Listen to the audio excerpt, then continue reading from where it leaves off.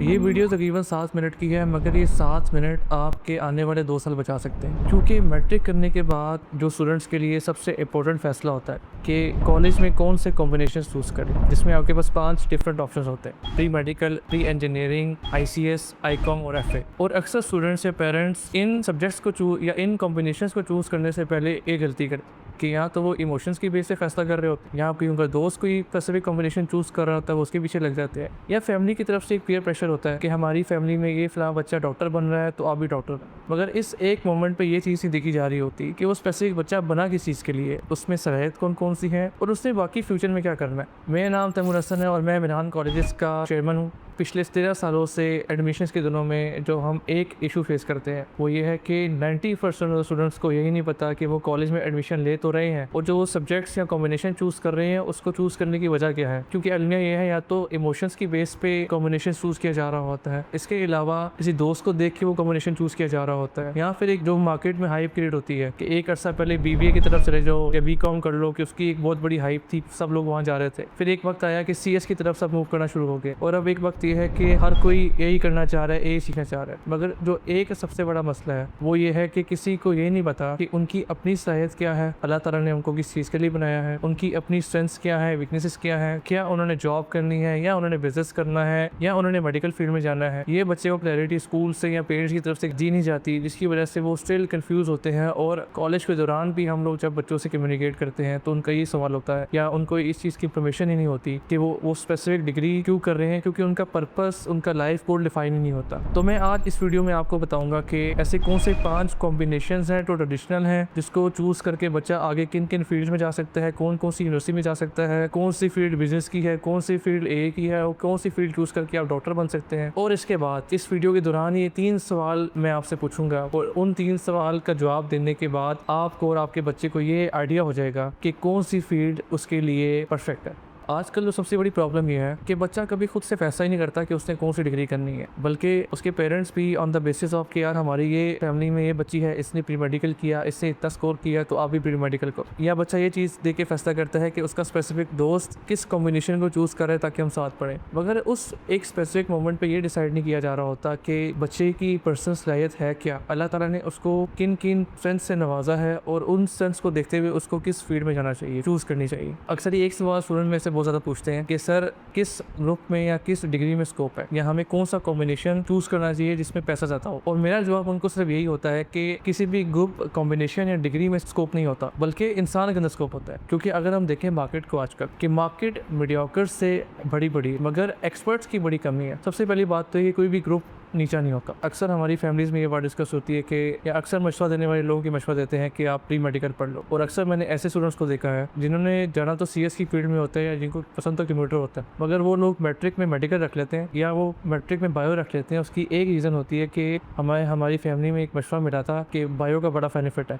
हालांकि ये कुछ ऐसा नहीं है। गलत ग्रुप चूज़ करने का मतलब ये है कि 2 साल का टाइम वेस्ट, और जब आप गलत ग्रुप चूज़ करते हैं इसका मतलब ये है कि आपका वक्त के साथ साथ इंटरेस्ट कम होता जाता है और इन दी एंड आप ये सोचते होते हैं क्या यार मैं क्या ग्रुप को स्विच कर लूँ या इस कॉम्बिनेशन को छोड़ के किसी और में चला जाऊँ, जिसकी वजह से काफ़ी टाइम वेस्ट होता है। बेहतर ग्रुप वो नहीं होता जो कि दूसरों के लिए बेहतर है, बल्कि बेहतर ग्रुप तो वो होता है जो आपके लिए बेहतर है। और पहला ग्रुप है आपके पास प्री मेडिकल। प्री मेडिकल को बच्चे मेनली इसलिए चूज़ करते हैं क्योंकि उन्होंने MD गैट में अपीयर होकर MBBS करना हो। मगर इसमें एक फ्लॉ ये है कि MBBS में आपको 90% मार्क्स प्लस अचीव करने होते हैं पब्लिक कॉलेजेस में जाने के लिए या पब्लिक मेडिकल यूनिवर्सिटीज में जाने के लिए। इसके अलावा सीट्स बड़ी लिमिटेड होती, तो इसमें आपके पास प्लान भी होता है कि आप डेंटिस्ट बन सकते हैं, नर्सिंग कर सकते हैं, आप फार्म डी की तरफ जा सकते हैं, आप बायोटेक्नोलॉजी की तरफ या एग्रीकल्चर साइंस की तरफ जा सकते हैं। तो अच्छी बात है, प्री मेडिकल बिल्कुल करना चाहिए। और बेसिकली प्री मेडिकल उन बच्चों के लिए है जिनकी मेमोरी बड़ी स्ट्रॉन्ग है, वो चीज़ों को याद बड़ा अच्छा से कर लेते हैं और उसको अच्छे से दिमाग में बिठा सकते हैं। तो ऑनेस्ट ओपिनियन मेरा इस पर ये है कि MBBS की सीट्स जो है वो बड़ी लिमिटेड होती है, तो प्लान भी हमेशा इस पर सोच के रखना चाहिए। क्योंकि अक्सर बच्चे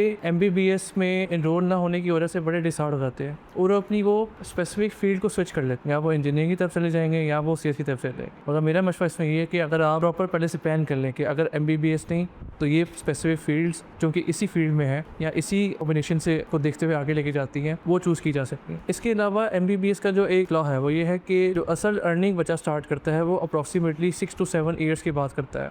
5 साल डिग्री जो वो प्रॉपर MBBS करेगा उसके बाद, और 1 साल वो उस पर एडअप होता है हाउस जॉब का। सेकेंड कॉम्बिनेशन आपके पास है प्री इंजीनियरिंग। ये उन बच्चों के लिए है जो कि इंजीनियर बनना चाहते हैं, सिविल में, मैकेनिकल में या फिर इलेक्ट्रिकल के लिए इनको ECAT या NET टाइप टेस्ट देना पड़ता है किसी भी अच्छी इंजीनियरिंग यूनिवर्सिटी में दाखिले के लिए।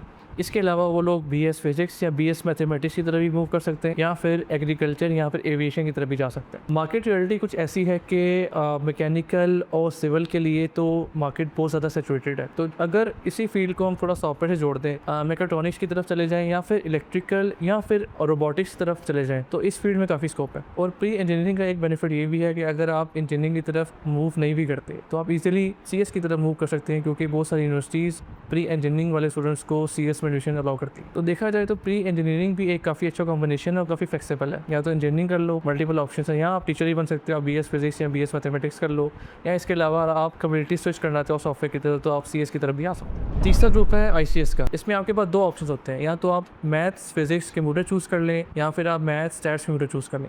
ICS मेरा पर्सनल फेवरेट भी है क्योंकि मैंने खुद भी यही किया था, क्योंकि स्टार्ट से मेरा एक गोल था कि मैंने हमेशा अपनी डिग्री CS की फील्ड में करनी है। मैट्रिक भी मैंने कंप्यूटर साइंस चूज़ किया, इंटर में मैंने ICS चूज़ किया कंप्यूटर साइंस की वजह से, और BSc मैंने CS में किया। तो अगर तो आपके पास प्रॉब्लम सॉल्विंग स्किल्स अच्छी हैं, आपकी मैथमेटिक्स अच्छी है आपकी, और आप समझते हैं कि आप चीज़ों को सॉल्व करना आपको बड़ा पसंद है, तो ये फील्ड आपके लिए है। और आपके पास बहुत सारे ऑप्शंस है कि आप BS CS कर सकते हैं, IT कर सकते हैं, software engineering, cyber security, data science, या आप AA की तरफ भी जा सकते हैं। और इसके अलावा अगर आप अच्छे डिज़ाइनर हैं या आप अच्छे वीडियो एडिटर हैं, या इसके अलावा आप ऑनलाइन सेलिंग के लिए दराज या शॉपिफाई इन चीज़ों को समझते हैं, तो ये फील्ड भी आपके लिए काफ़ी हेल्पफुल रहेगी। या तो अगर आप E-कॉमर्स की तरफ जाना चाहते हैं तब भी ये फील्ड आपको चूज़ करनी चाहिए। फोर्थ कॉम्बिनेशन आपके पास है ICOM। अगर तो आपका माइंड बिजनेस ओरिएंटेड है और आप अगर अपना बिज़नेस करना चाहते हैं, या फिर आप फाइनेंस की तरफ, अकाउंटिंग की तरफ, या फिर बैंकिंग की फील्ड में जाना चाहते हैं, तो ICOM आपके लिए है। इसके अलावा ICOM में आप CA और ACCA जैसी प्रोफेशनल डिग्रीज में अप्लाई कर सकते हैं। तो अगर आपका दिमाग जो है वो बिज़नेस की तरफ और पैसों की तरफ जाता है, और अगर आप नंबर्स की गेम आपकी स्ट्रॉन्ग है या आपकी नंबर्स की गेम बहुत अच्छी है, तो आपको ICOM करना चाहिए। फिफ्थ और लास्ट कॉम्बिनेशन आपके पास है वो है FA, जो कि अब तक का सबसे अंडररेटेड कॉम्बिनेशन समझा जाता है। और अक्सर इस कॉम्बिनेशन के बारे में ये ख्याल है कि सिर्फ कमज़ोर बच्चों के लिए, मगर ऐसा नहीं है। FA करने के बाद आप लॉयर बन सकते हैं, जर्नलिस्ट बन सकते हैं, आप साइकोलॉजी की तरफ जा सकते हैं, आप टीचिंग की फील्ड में आ सकते हैं, या CSS या सिविल सर्विसेज के एग्जाम्स में अपीयर हो सकते हैं। जो लोग ये कहते हैं कि FA कमज़ोर बच्चों के लिए, वो ये गलत कहते हैं। FA प्रॉपर तरीके से सोच समझ के किया जाए और आपके पास एक प्रॉपर प्लान हो कि FA के बाद आपने करना है, कि बड़ी ही पावरफुल डिग्री है ये। वीडियो के स्टार्ट में मैंने आपसे कहा था कि मैं आपसे ऐसे 3 सवाल पूछूंगा जिसको आंसर करने के बाद आपको ये बिल्कुल क्लियर हो जाएगा कि आपने कौन सी डिग्री चूज़ कर या कौन सा कॉम्बिनेशन आप चूज़ कर। तो पहला सवाल आपसे ये है कि कौन सा सब्जेक्ट पढ़ते वक्त आप एंजॉय करते हैं, या कौन सा सब्जेक्ट आपको पर्सनली पसंद। जैसे कि मुझे पर्सनली 2 सब्जेक्ट बड़े पसंद थे, एक तो इंग्लिश, दूसरा कंप्यूटर साइंसेज। हमेशा मेरे इन 2 सब्जेक्ट्स में मार्क्स हमेशा अच्छे आते थे, और फिर मैंने चूज़ किया कि मैंने अपनी डिग्री कंप्यूटर साइंस की फील्ड में करनी है, क्योंकि वो मुझे सब्जेक्ट सबसे ज़्यादा पसंद था। दूसरा सवाल मेरा आपसे ये है कि आपकी अपनी स्ट्रेंथ्स क्या है, ऐसी कौन सी स्किल्स आपके अंदर हैं जिसमें आप स्ट्रॉन्ग है। ये अल्लाह ताला की तरफ से एक इशारा भी होता है कि अल्लाह ताला हर इंसान को कुछ सलाहियत देता है जो उसमें होती हैं वो किसी और में नहीं हो। तो आपने अकेले बैठ के जज करना है या वो सारी स्किल्स दिखनी है कि जिसमें आप बेहतर हैं, कि जिनको करते हुए आप तो आसान है, आपको तो आसानी होती है, मगर दूसरों के लिए बहुत मुश्किल होता है। जैसे कि कुछ स्टूडेंट्स अपनी स्पीकर्स बड़े अच्छे होते हैं और बहुत सारे नहीं होते। कुछ स्टूडेंट्स जो है मैथ्स में अच्छे होते हैं, कुछ स्टूडेंट्स का रट्टा अच्छा हो। इसी तरह आपने चेकआउट करना है कि आपके अंदर ऐसी कौन सी स्किल्स हैं जो बड़ी स्ट्रॉन्ग है, आप उस स्पेशलाइज कर सकते हैं या इसको आप मज़ीद इम्प्रूव कर सकते हैं। और थर्ड और लास्ट क्वेश्चन मेरा आपसे ये है कि आपका फ्यूचर गोल बेसिकली है क्या। आप 10 साल बाद अपने आप कहाँ देखते हैं, आप बनना क्या चाहते हैं, आपका ज़िंदगी के पर्पस से गोल है क्या।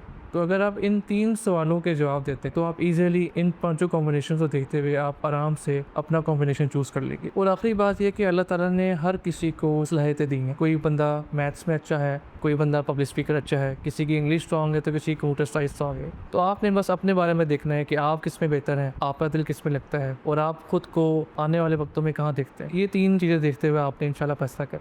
उम्मीद करता हूँ कि ये वीडियो आपके लिए बेनिफिशियल होगी और आपको क्लैरिटी मिल चुकी होगी कि कौन सा कॉम्बिनेशन किस चीज़ के लिए बेहतर है। और अगर अभी भी आप कंफ्यूज हैं और आपको नहीं पता कि आपने कौन सा कॉम्बिनेशन चूज़ करना है और अगर आपको प्रॉपर कैरियर गाइडेंस चाहिए तो मेरान कॉलेजेस के अंदर कैरियर काउंसलिंग की टीम्स मौजूद हैं। आप आए, विजिट करें और 1-on-1 वो आपको पूरा प्लान बना के देंगे कि अगले 5 साल 10 साल में आपने क्या कुछ करना है या फिर आप अपने उस गोल तक पहुँच सके। और अगर आप ऑनलाइन कैरियर गाइडेंस का फ्री सेशन भी बुक करना चाहते हैं, डिस्क्रिप्शन में लिंक पे क्लिक करें तो हमारी टीम इंशाल्लाह आपसे रब्ता करेगी।